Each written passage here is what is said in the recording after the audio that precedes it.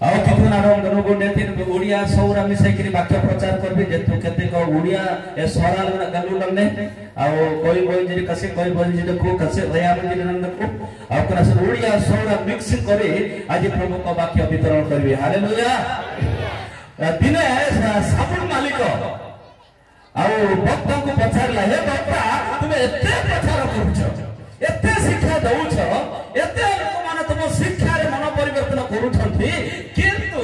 लोक माने काहेकि मद्यपान करूछंती व्यभिचार करूछंती दुष्ट कार्य करूछंती भक्ता चुपचाप हे गले सत्य कथा का ए साबुन मालिक मते कहूची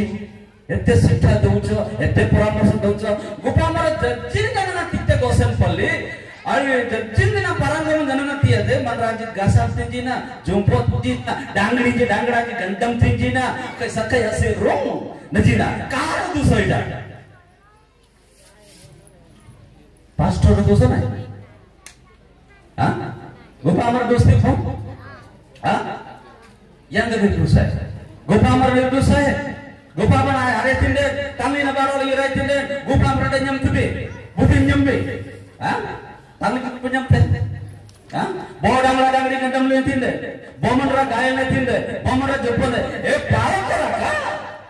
निंदा ए धिक्कार मन करा का निंदा ए चालक मन करा का निंदा निंदा ना ओ आगाम कर जे प्रजन जी हां या तो ना सेते हां आज सदा प्रभु कथा कहते साबुन मालिक ए कथा वक्ता को कहला वक्ता कहले महाशय तुम साबुन मालिक हलो साबुन तैयारी करूछ